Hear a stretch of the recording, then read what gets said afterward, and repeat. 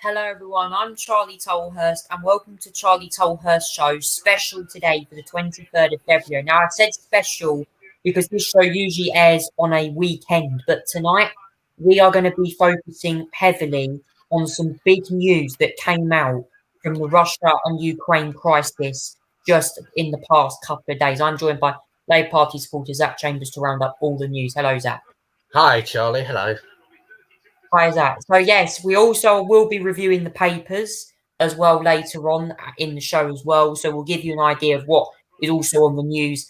But, Zach, we're going to start with the big news. Vladimir Putin announcing that he recognises two breakaway regions in eastern Ukraine, being Lushansk and Donetsk, during his address to the Russian people on Monday. It's clear, Zach, to me that President Putin wants to extend his territories further into Ukraine. Yes, pretty much that, Charlie. He delivered this address on Monday in what appeared to be, I think it was Monday, wasn't it? Yeah, it was Monday, actually. It was Monday. And it appears to be what a bizarre and rather crazy rewriting of Russian history in his speech. In fact, it was so crazy, I can't remember half the stuff he said because it was that deranged and everything, and I got lost in the translator whilst trying to watch it. That's how bad it was. But yeah, he was going on about the Sovereign Union, Polish Russian history. Some of it wasn't true, and all that stuff. But then there was the separation announcements of the two so-called independent People's Republic of Donetsk and Lushansk, if I pronounce that right. I can never pronounce half this stuff correctly, so do forgive me if I pronounce half of these names, Russian, Ukrainian names, whatever you want to call them, wrong. But yes, he announced them as independent states, which is obviously illegal and breaks the Minsk agreement. The Minsk agreement is obviously something that they agreed, the Russians and the between the Ukrainians agreed in 2014. The Minsk Protocol basically sought to end war in Donbass, basically the Donbass region.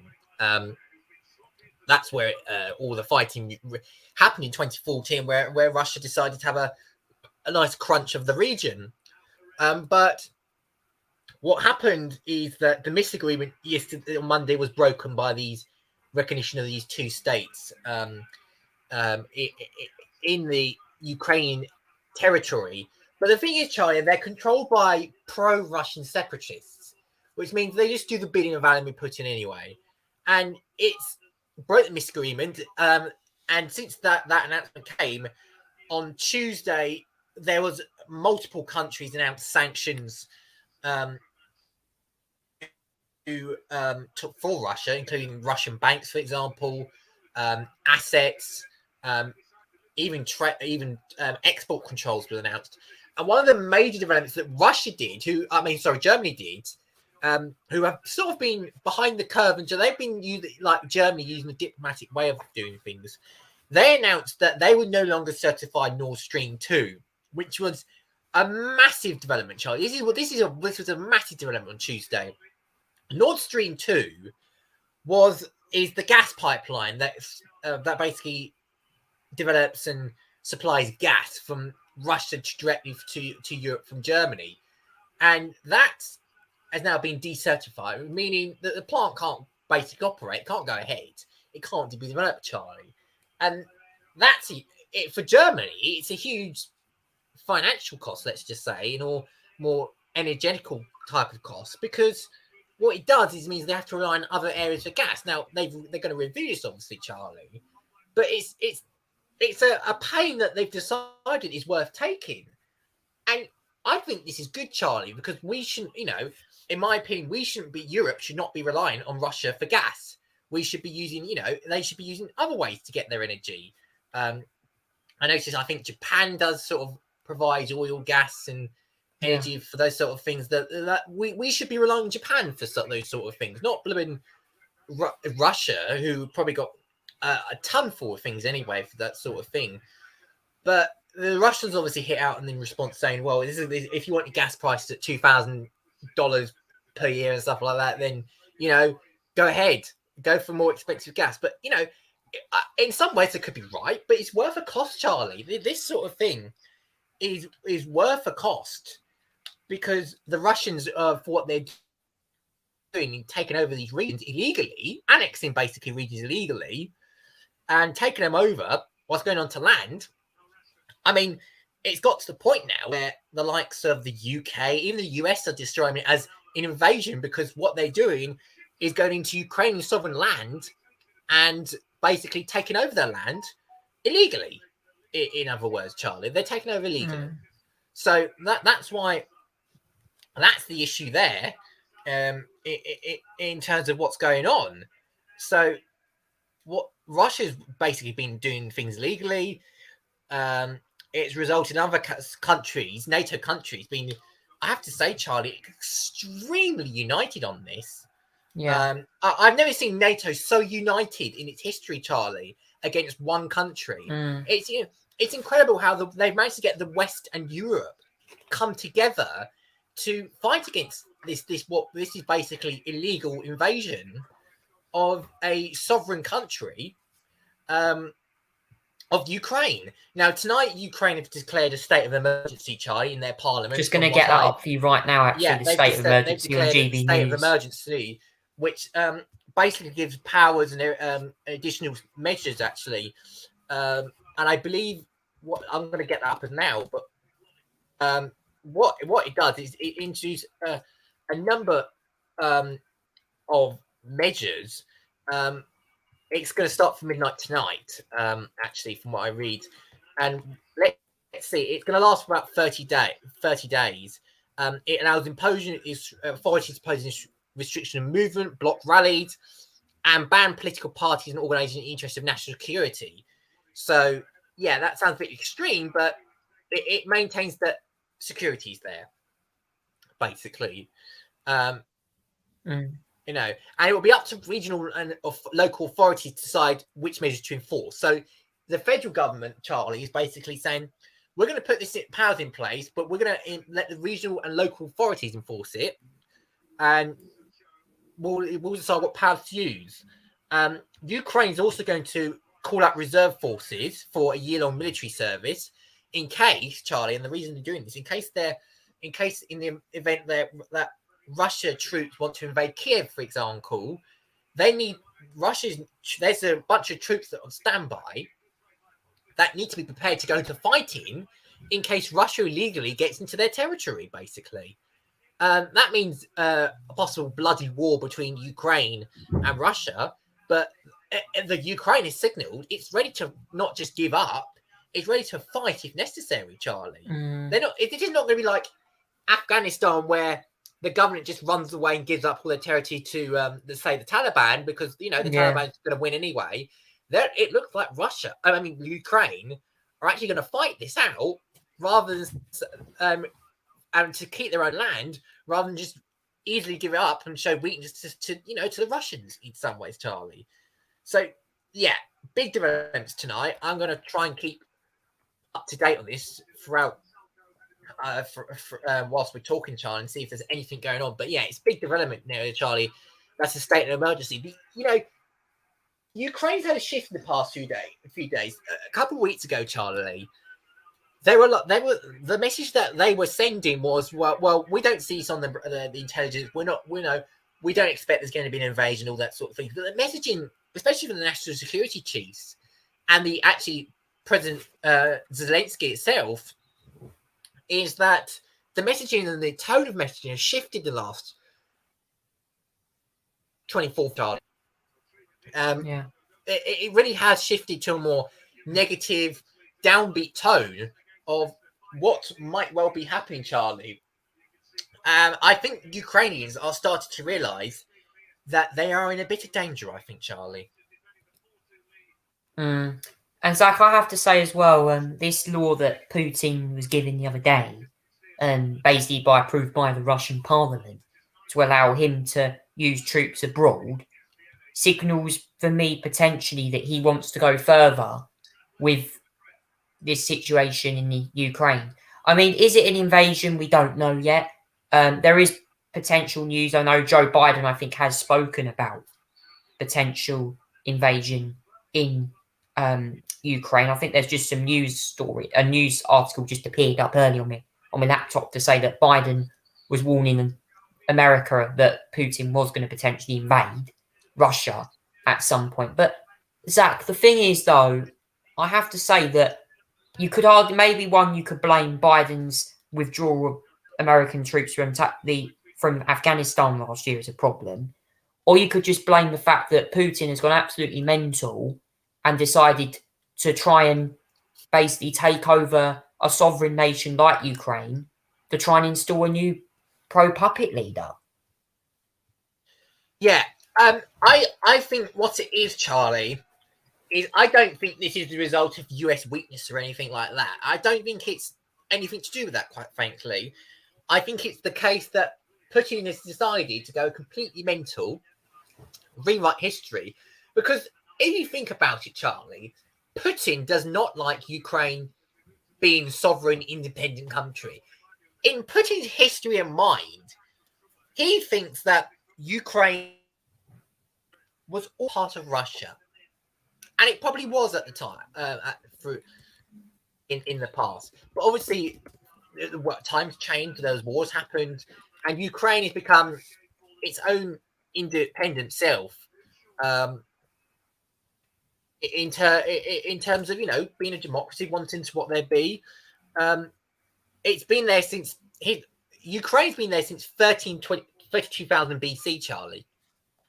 So it goes back quite a long time, and since it became independent from Russia in the 1920s, it's a neutral state. It's formed limited partnerships, not done much partnerships, but now the attitudes have changed, Charlie, because of Putin's aggression, and that Putin thought it was a mistake that all these independence happened. Putin took a really aggressive stance to Ukraine. For example, he doesn't want Ukraine to join NATO. For example, he doesn't want Ukraine to join the European Union, and he's watching this all happening. And he didn't like it. He simply just not like it, Charlie. So in that case, he's wanted to go back to the 1920s and attempt to take as much territory off of Ukraine as possible. But it hasn't worked. The Ukraine people have got fed up about it, and they've chosen a different direction, and they're free to do so, Charlie. There's no problem about that. But Putin wants, Ukraine to go back to its roots, just be a nothing state, and be a second-hand man to the Russian lot, and it's not the case. So I'll give it. It's a little bit of a history in terms of Russia, in terms of what Putin really thinks about it, and what really goes through his mind, and that is what he genuinely believes. It's crazy as hell, Charlie. Yeah, absolutely. It's bloody crazy. But that's what's going through his head. It is sometimes deranged as other dictators, Charlie. I mean, we've seen other dictators do these. Adolf Hitler, for example. Yeah, exactly. Exactly. Hitler was, the dictator. Hitler's mind was that he only wanted a certain amount of people on his land. He only liked a certain amount of people. He discriminated you based on your race, your religion, your gender, that sort of thing. And it feels like, honestly, Putin's going the same way as Hitler. If he wants this land, it was the no yeses, no nos. It's a must, and he will do that whether you would like it, regardless or not. And yeah, this is a problem, Charlie. It feels like throwback to the war years, the 1940s and the 20s, where we're all fighting over land and fighting over rights. And Putin is desperate to go back to that time. I'm sure he has interesting memories of wars and all that sort of thing. I think he's 60, 70 years old. He probably used to be a KGB officer. He knows all this stuff very well, probably. But he has a very old school view of things, Charlie, and it's not a very good look. It's definitely not a very good look. Now, it's going to be interesting to see how Vladimir Putin gets on with that. But right now, I'm going to play for you what Boris Johnson had to announce in Parliament just the other day, as he announces sanctions on Russian banks and individuals after Vladimir Putin announced that he announced that Russia saw independent breakaway regions of Donetsk and Luhansk. Have a listen to this. The possibility that none of our messages has been heeded and that Putin is implacably determined to go further in subjugating and tormenting Ukraine.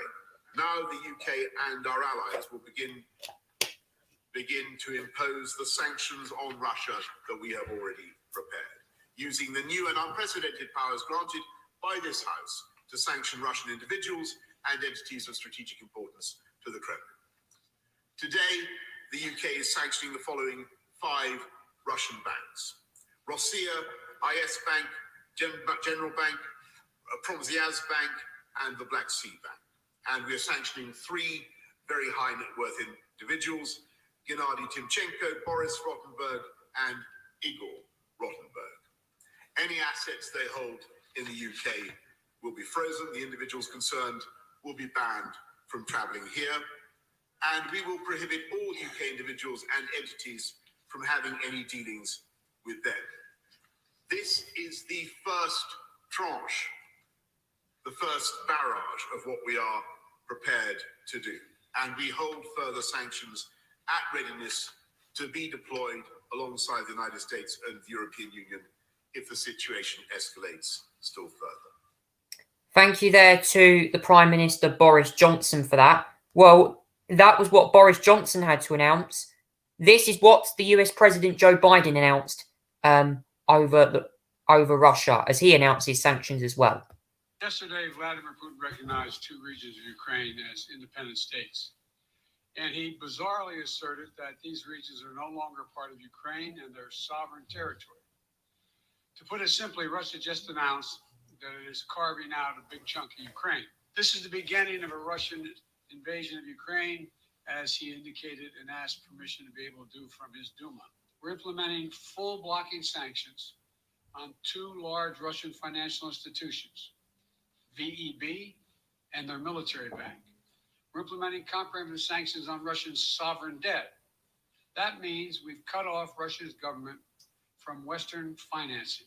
It can no longer raise money from the West and cannot trade in its new debt on our markets or European markets either. Starting tomorrow and continuing in the days ahead, we'll also impose sanctions on Russia's elites and their family members. They share in the corrupt gains of the Kremlin policies and should share in the pain as well. Because of Russia's actions, we've worked with Germany to ensure Nord Stream 2 will not, as I promised, will not move forward. We have no intention of fighting Russia. We want to send an unmistakable message, though, that the United States, together with our allies, will defend every inch of NATO territory. Thank you there to both Boris Johnson and US President Joe Biden for their respective speeches. Zach, what do you make of what both of them had to say over the sanctions? Yeah, I think what you can see there, Charlie, is it looks like a clear coordination of sanctions and working together to, to sanction Russia, and rightly so. One thing that has been announced tonight, Charlie, and I'll find it somewhere, is that Biden has actually now sanctioned against the operator of Nord Stream 2, Nord Stream 2 AG. They're the operators of Nord Stream 2. They operate the actual Nord Stream between Russia and Germany. And since that was announced, since Biden's speech yesterday, he's announced sanctions on the actual company that provides Nord Stream 2. Not Germany hasn't just, just removed, the keys to Nord Stream 2. The US has also slapped the sanctions on the provider of it as well, so that therefore it can't go ahead. And as I said, Charlie, that's absolutely the right thing to do. Russian oligarchs have been sanctioned as well. These are like big donors, Charlie, to Vladimir Putin, and that has links to Ukraine, Russia as well. Now, I have to say, Charlie, there was when I watched the statement that Boris Johnson delivered yesterday to the Commons, which was pretty universal in the first wave of sanctions, there was clear from a cross-party side of the bench, Charlie, that the UK should be implementing more sanctions. I mean, Keir Starmer was saying, Charlie, that the likes of Russia Today shouldn't even be airing in the UK, and he's absolutely right about it. I believe Nadine Dorries today, Charlie, has written to Ofcom to review the broadcasting license of Russia Today, which I think is a good move because Russia TV Today is a Russia propaganda channel, Charlie. Yep, campaigning. Broadcasting in English. And it's just straight out of the Kremlin, Charlie. There's no doubt about it. So, yeah, that's one area they should be doing. You know, there's stuff like Russian money, Russian assets that are pouring money into the UK to influence people and politicians as well. That should be sorted out as well, Charlie. Absolutely should be sorted out. There's no doubt it should be sorted. So let me tell you what the UK announced yesterday.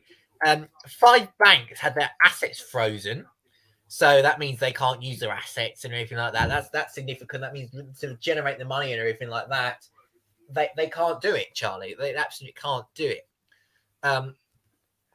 As well. And 3 billionaires have been hit by UK travel ban. Now, that's just an initial start to the sanctions, Charlie. I mean, the UK and the US has said there's more on the way. If there's a further invasion and further annexing of other regions in Ukraine, I wouldn't be surprised to do that. But there was certainly cross-party support, Charlie, for even more to be going for more now, so that Russia can't actually do this sort of thing, and if they feel the pain and everything like that, Charlie. So there was certainly, from a cross-party perspective, Charlie, it was okay. We like what we're doing now, but we want you to go more. We want you to. We need to be doing more now, so that we pinch Russia, feel their financial pain, so that they feel their financial pains, Charlie. I should point out, though, Charlie, that sanctions in Russia is going to be felt here. And I'll tell you why. For example, Nord Stream 2, Charlie, which the US has put sanctions on, so has Germany. If that's the case, the gas prices in the stock market have gone up, Charlie. So the more the gas prices go up in the market, the more it's going to hit us here in the UK and everywhere else in the world, Charlie. So we're not the ones that Russia's not going to be the only ones affected by this. The whole world is going to feel the squeeze on their financial systems, Charlie, because petrol prices got up. I read somewhere, petrol prices went up to £1.70 or something like that. What's it say on there, Charlie? £149.30 per litre.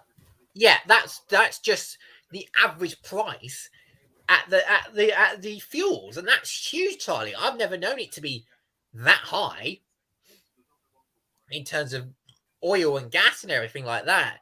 So the fact is, Charlie, that we're facing a cost of living crisis here, gas prices up, food prices up, inflation's going up, and that there's going to be tax rises in April. In terms of that, this is going to a further increase in gas prices, Charlie, is just gonna make the issue worse, Charlie, here in the UK in terms of totally agree. The people who are feeling the squeeze. It's going to feel even more expensive. It's going to feel even more tricky to actually, to actually get out of this financial situation. There's the Russian response, by the way, to this from Dmitry Medvedev. Yeah, to the Germany getting rid of Nord Stream 2. German Chancellor Olaf Scholz has issued orders to halt the process of certifying Nord Stream 2 gas pipeline. Well, welcome to the brave new world where Europeans are very soon going to pay €2,000 for 1 cubic meters of natural gas. He may have a point, but that's the consequences, Charlie, for doing things that you're not supposed to be doing at all. Inflation is at 5.5%, Charlie. and gas prices increasing is going to make that inflation go up even more, Charlie. Yeah. There's no doubt about it in terms of what could happen there. I have to say, Zach, we're in trouble. We're going to be in trouble for a big cost of living crisis. I'm going to say everything's gone up. I have to fill up because obviously I drive. I can tell you I have to pay something like £40 for petrol or something. But it's going to, if it goes up, my God goodness, I'm going to have to pay even more money to fill up my car. Charlie, how many litres of fuel do you put in your car normally? Do you know how much you put in your litres? About just over 40 litres. That's a lot. I mean, yeah, that's a lot of. That is quite a lot of money you're paying to put 40 litres in your car, and it's £1.50 potentially per litre. Oh, that's a hell of a load of money that you're having to spend, and I'm sure customers are feeling it as well, Charlie. No doubt about it. But this is the real life consequence. Yeah. of it, and I think there will. I think the people like UK, I think Ian Blackford and some other members of the UK Parliament say this as well, Charlie, that they are prepared to take this for the sacrifice of saving Ukraine. This is a sacrifice that they're worth taking. Gas prices going up even more to save a Ukraine territory, its people and everything like that. And I totally agree with that, Charlie. We've got to compromise one thing.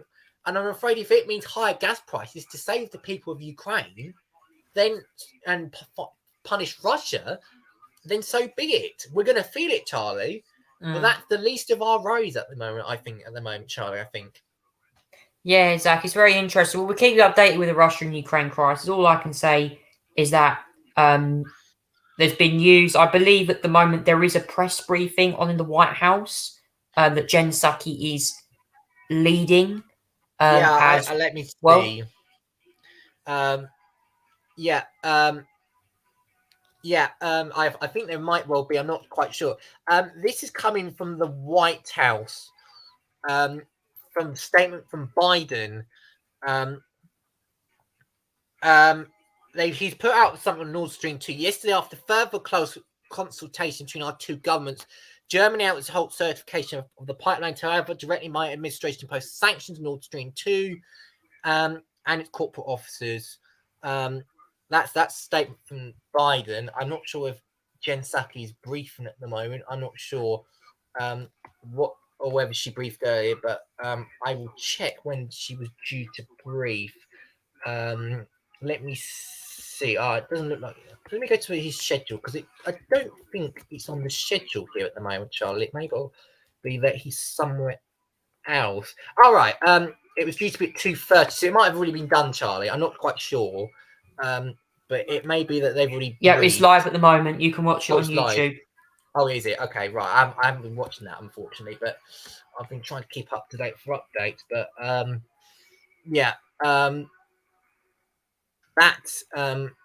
so presumably she's been briefing as well. Some other things, Charlie, as well. The Kremlin is now saying that the leaders of two separatist regions have asked Putin for help in repealing aggression for the Ukrainian army. So this could be another pretext for a false flag, unfortunately, Charlie, for military intervention. So this looks like a pretext, Charlie, on the way, I'm afraid. And there's now been a piece of destructive malware that's been discovered in Ukraine as well. So it's heating up, Charlie. I've also read that in Crimea there could be a pretext for a false flag there involving a live, I think it's a gas station or something like that. Yeah, there as well. So it appears Russia's not stopping anytime soon to set up pretexts to take over Ukraine. Yeah, so it's going to be interesting. We'll keep you updated with all the latest news from Russia and Ukraine on the show. Any more major developments will happen on that. But we're going to quickly go on to Sports Round now. There's only going to be a few segments on my show tonight. It's not going to be the full show, but we do have Sports Round very quickly because there has been some sports news. At the weekend, we had the Daytona 500, the event, first round of the NASCAR Cup Series season. And also, we're going to do a little quick review on the rest of the NASCAR action as well tonight with Formula One coming up at the weekend. And Zach, all I can say is for Austin Cindric, a very lucky victory in the Daytona 500.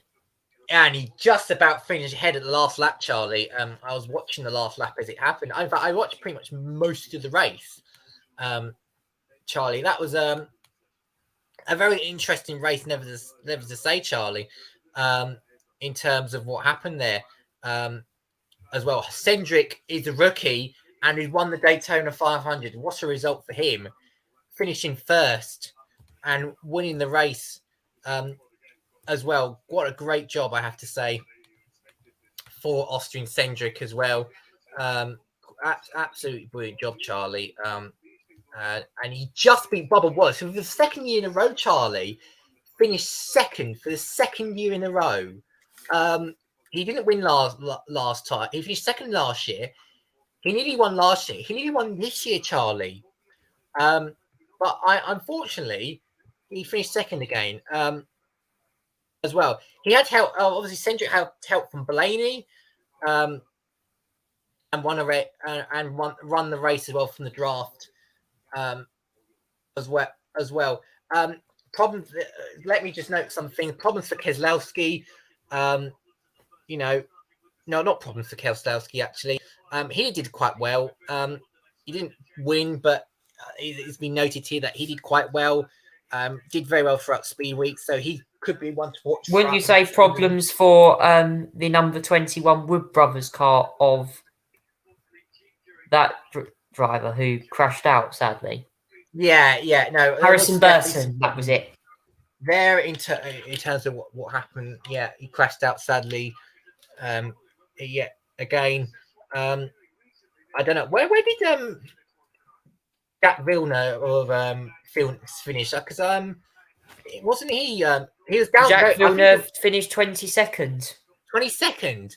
Not bad then, considering his only time running the 500.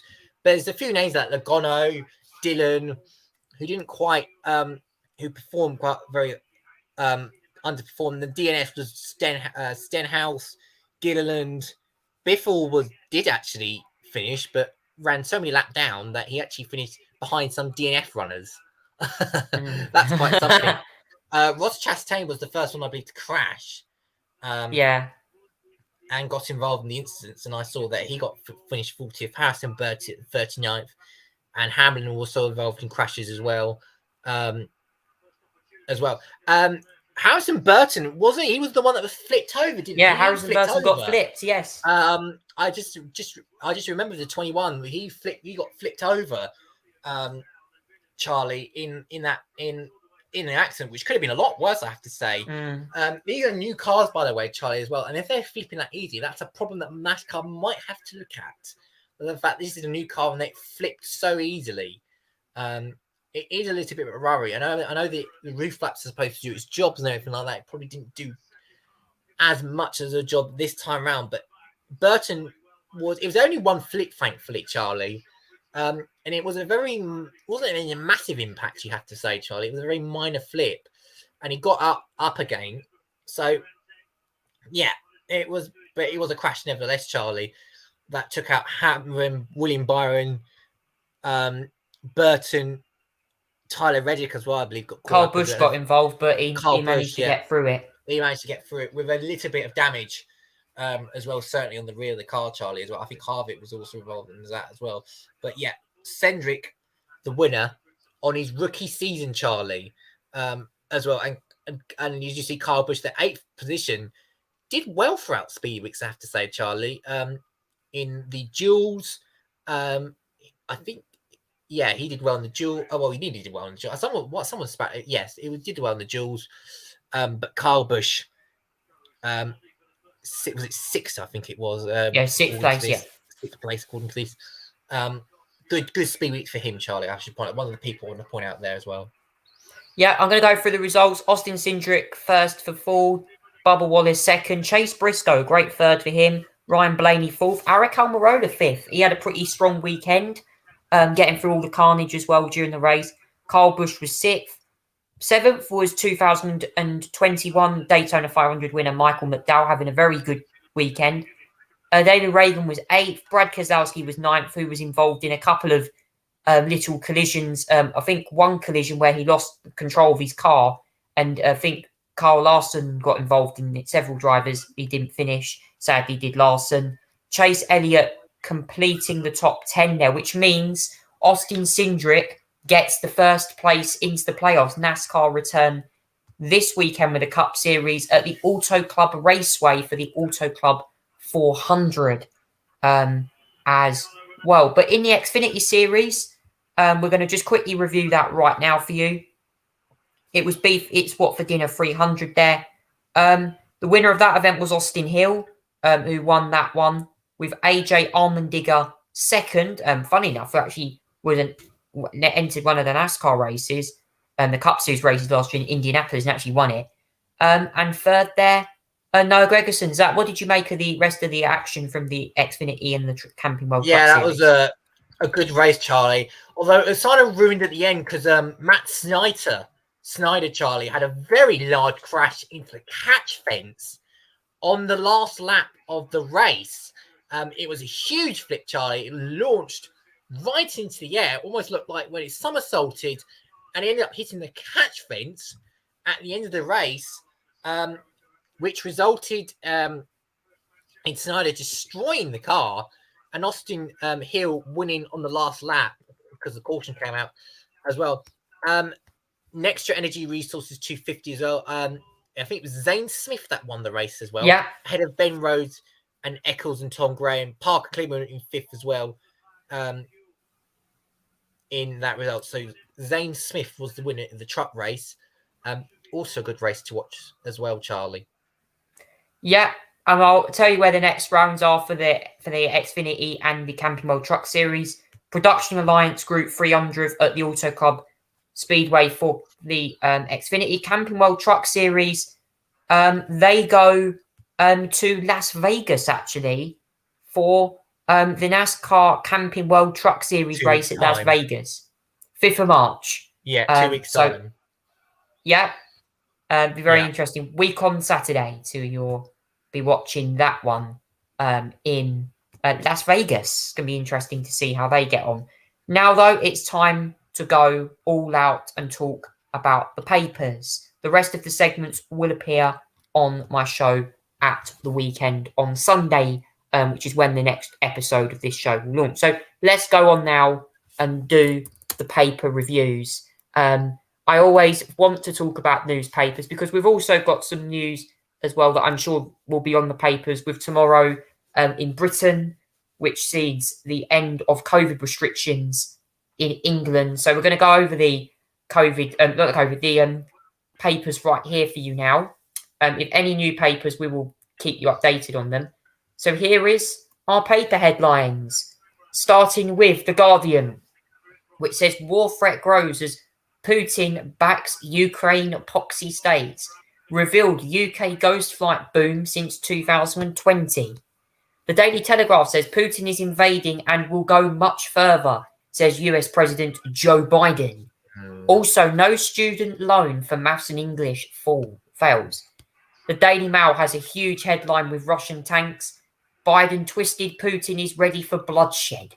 Oh, that's a very dark headline. Dramatic headline, yeah. Very dramatic indeed. The Financial Times says Putin backs separatist claims to the whole of Donbass region of Ukraine.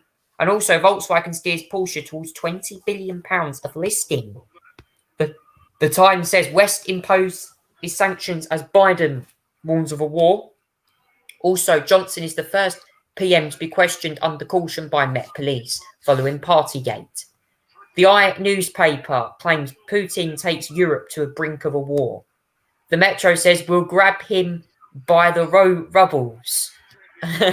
Interesting headline there. The Daily Express says punish Putin harder now. And also, gee whiz, Kate's a big kid at the heart.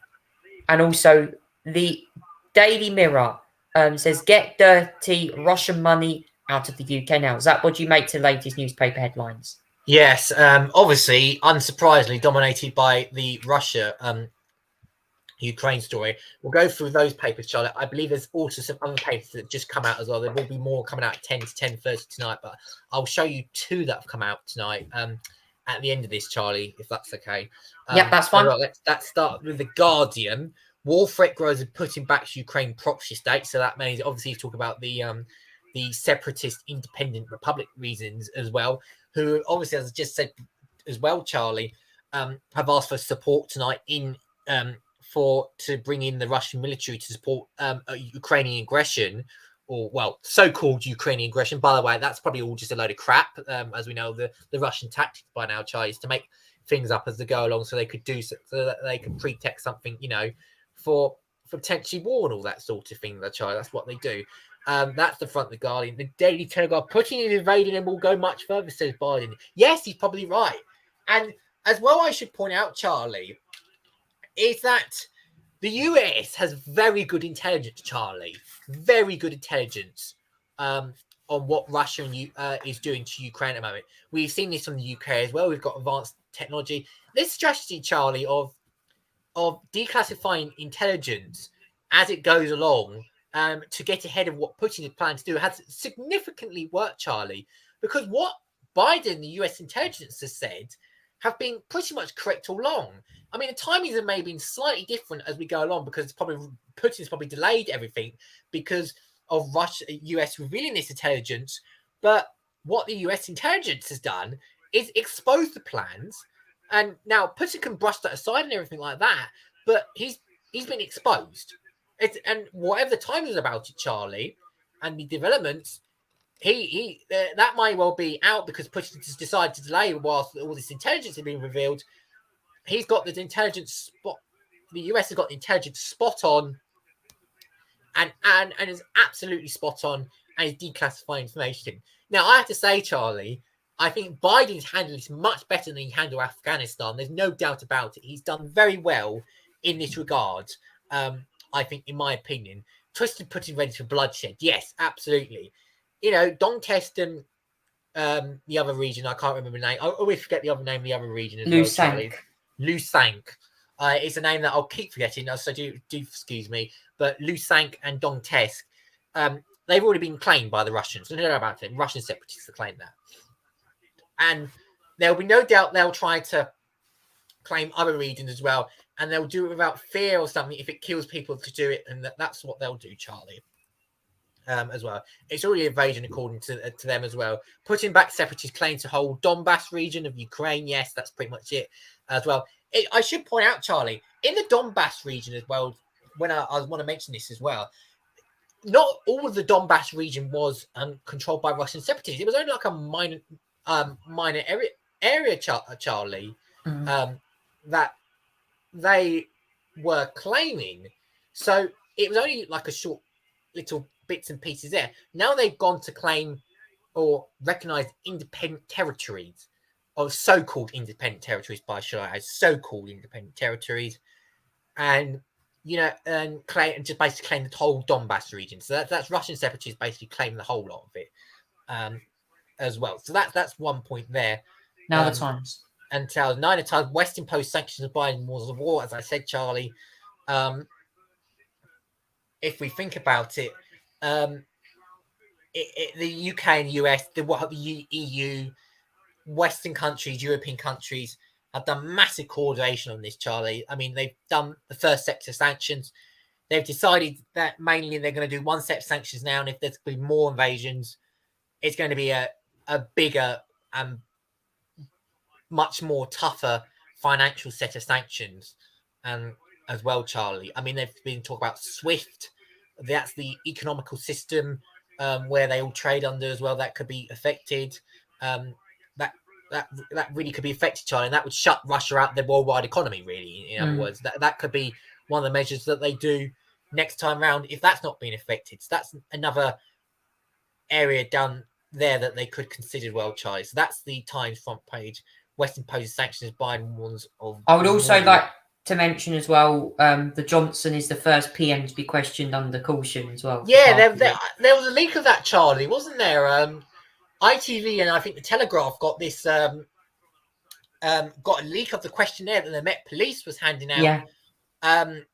to Boris Johnson and as well. Now, I should point out, Charlie, that it appears from what I've read, the Met Pet questionnaires were customized for different people. So they're not exactly the same, but give a brief idea of what the Met Police were been asking. And it says as well that they are being interviewed under caution, which means they are technically a suspect in this. And I believe the number now of people being interviewed is now 90, not 50, Charlie, under caution. So that is a significant escalation as well in terms of what the police decide to do as well. That's a little bit of an escalation there. The eye with a massive front page, Putin takes Europe to the brink of war. I should point out as well, Charlie, in case you're wondering, UK, US has clearly said they're not going to send troops into Ukraine because it's not a NATO country. So NATO has to fight for themselves, but they'll just give them supplies, non-defensive weapons, aid, and all that sort of thing as well. So we as a country is not going to go get involved in this war or any other Europe. It's Ukraine fighting against Russia in this one. And the Metro goes for, we'll grab him by the rubbles. Yeah, I don't know what that's supposed to be. So is that sort of be some sort of inappropriate joke? I don't know what that sort of means, but it sounds like the thing you'd say when you're grabbing people by the dinglies or anything like that. That's obviously talking about the sanctions. And Johnson basically saying in his statement yesterday that Ukraine invading Russia, Russia invading Ukraine will leave Russia as a para state. And then the Prime Minister as well. The Express, I expect they've gone for a very dramatic headline. Punish Putin harder now. Yes, a very dramatic headline for the Express. Punish Putin harder now.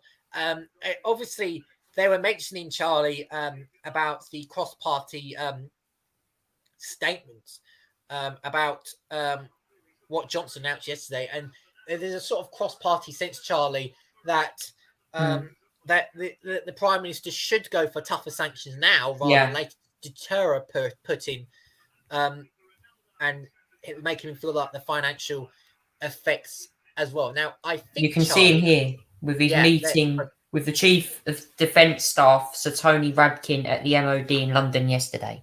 Yeah, that's obviously the chance to obviously talking through the intelligence and all that sort of thing. There's the mirror. Get dirty Russian money out of UK now.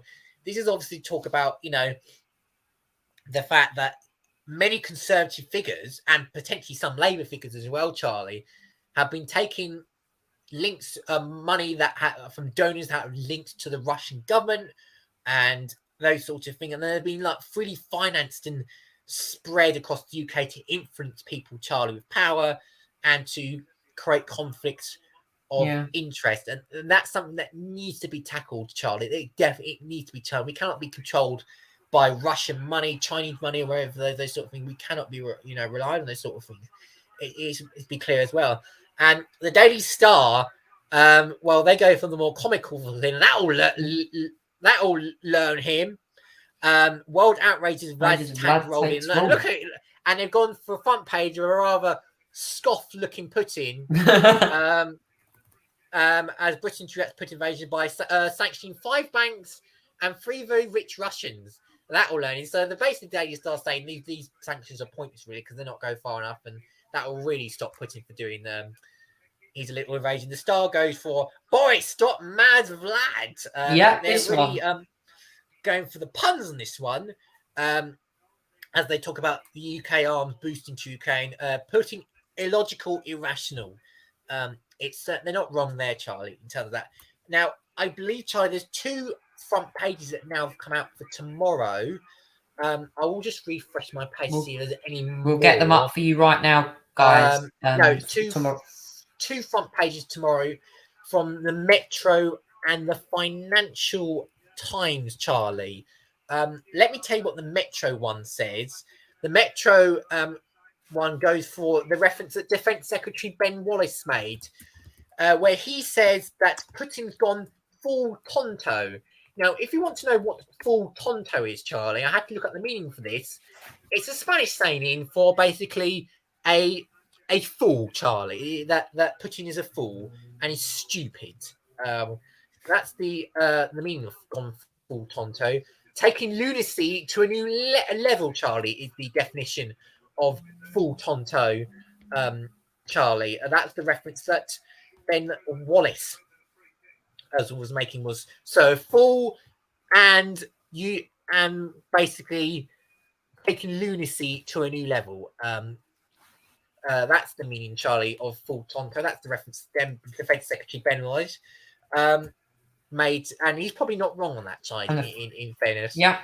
As well, the Financial Times, and the Financial Times goes for Brussels hit Britain's inner circle as UK hardens invasion warning. As well, they're talking about obviously the EU sanctions that are brought in as well. The UK, US has brought sanctions. You should point out the EU have brought in sanctions against Russia as well. They've sanctioned Russian individuals and entities. This has been agreed by all 27 states, Charlie, as well. And it will hurt, they say, the French foreign minister saying the sanctions will hurt Russia a lot. They include assets freezing and visa bans, including the 351 members of Duma, which is the lowest house of parliament, Charlie, that voted for these separatist reasons. They have been sanctioned as well, Charlie, for their vote to approve these separatist reasons. So they're the sanctions, Charlie, that the EU have done.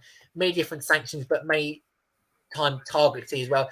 I should point out, Charlie, as well, that Sergei Lavrov was due to meet Antony Blinken tomorrow. The US have now cancelled that because the US do not believe that, because the US do not believe that Russia is serious about diplomacy now. The diplomacy tasks are falling apart, and the US have now cancelled the plans meeting between Sergei Lavrov and Antony Blinken tomorrow. And this summit between Biden and Putin doesn't look like it's going to go ahead at the moment, Charlie, because there was an agreement in principle for there to be a summit, and it doesn't look like that's going to be happening now, Charlie. We want that summit to happen because I want this to de-escalate further. But all I can say is that's your papers for today. And actually, I don't know why this is still that was your papers for today, actually. The papers is very, very important. We want people to be aware that these newspapers are brought to you. These are the headlines. We review them. And yeah, it's clear to me that the dominant one is, again, the Russia and Ukraine crisis. But moving on now to the Great British Star and Red Devil. We're going to do this as it's the final part of the show. So let's start with the Great British Star. And I'm going to give my Great British Star now to, and this is, I'm going to say to everybody who has fought through COVID, the pandemic here, I'm going to give it to the UK because tomorrow we're going to be dropping all of our legal COVID restrictions tomorrow. So I will give the government and the Conservative Party their due for this one. Tomorrow, there'll be no COVID restrictions in place. The law on self-isolation will drop. We're also going to have the last remaining domestic restrictions, including that of domestic testing or free COVID test will end soon as well. All of these horrendous restrictions have been in place for so long, damaging people's lives. They will officially end tomorrow. So I'll give the UK government a Great British nomination for that. But the Red Devil, though, you're going to find this very, very controversial in my view. Because the Red Devil I'm going to give it to is Emily Mayfis. Now, the reason I'm going to give it to her is because she's left the BBC to join LBC, which is, if you don't know what LBC stands for, it stands for Leading Britain's Conversation. She's joining the station to present a show on there. And I have to say, welcome to the world of woke lefties, trust me. Because Emily Mayfis is officially joining LBC. Mind you, I wouldn't say that because there's some right-wing people on LBC. Probably Nick Ferrari is an example of that. But yes, she's joining LBC to present a new show. It's a good job, good for her that she's moving. I'm glad that she's got a new job. But Zach, what do you make of my nominations for this week? Yeah, pretty good. Apart from the Emily Mayfis thing, you're probably right. Right, let me go with my ones because I have to say, Charlie, I'm going to give recognition. Right, I wanted to give recognition here for I'm going to keep it Ukraine and obviously Russia related. I'm going to give recognition, Charlie, to a journalist. I'm actually going to keep on the journalist then, Charlie. You believe it's not. Because I'm going to give it to this journalist called Philip Crofer, right? Okay, as the star, for his reporting on Russian Ukraine, not because of obviously the context of what he's saying, but because he reported in 6 different languages, Charlie. 6 different languages from Kiev. He spoke English, Luxembourgish, Spanish, Portuguese, French, and German. Woo! Who? I mean, he must have gone to a school and done lots of education and translation of how to speak in all those languages. Because, I mean, speaking another language, Charlie, is one thing. I mean, I did French lessons when I was at school, and I can barely remember French half the time now. So that, I don't know, I wouldn't be able to do what he did. 6 different languages he did. He wrote for multiple broadcasters, Charlie, in Kiev. It's been viewed 9.7 million times. His translations of languages as well. Certainly the star of today for me, Charlie, definitely about that. And the devil, well, you know who's going to be the devil this week. It's going to be Putin for the hell that he's caused. I'm going to give it to also for him to the leaders of the separatist regions for deciding that it's a great idea to take over Ukrainian territory. Well, it's not a great idea, Charlie. And they're just acting as the pro-Putin puppets, I'm afraid, for that one. So the journalist called Philip Crofer is certainly the star, Charlie, and for me. And the devil is certainly the Putin. I thought I'd keep it Ukraine-Russia related on one, Charlie, because why not? Yeah. Now, obviously, we would with the journalist. I just wanted to check what network he represents. I think all the listeners are probably unsure who this person is. Zach, could you tell the listeners exactly where this journalist? He's a freelance journalist, Charlie. He's a freelance journalist for the Associated Press, Charlie. But it looks like he appeared on other networks as well, Charlie, doing multiple languages as well for other networks. I don't know which networks he definitely appeared on, but he appeared on several networks, Charlie, on behalf of the Associated Press as well. So yeah, I have to say, well done to him, because that's impressive to do it in 6 different languages, and it's an incredible job, Charlie. I have to say, no doubt about it. You've got to give credit, because I wouldn't be able to do 6 different languages. But yeah, great job overall, I have to say, Charlie, to this journalist, because that was brilliant. Thank you. I just want to say that was a great. Both of us are picking some pretty decent nominations to the Great British Star and Red Devil today. But all I'm going to say is that's it for the Charlie Tolhurst Show today. That was today's special episode. I'll be back again this weekend on Sunday, not Saturday now. Sundays will be the new air date for this show. Sundays from around 8:30 p.m. to give you all the latest news, including a brand new format for the show, which will be focusing a lot less on politics and chat. But of course, we'll still talk politically when we do review the papers. There'll be new segments on the show, which I will be revealing for you on the day. Thank you so much for listening, everyone. Take care and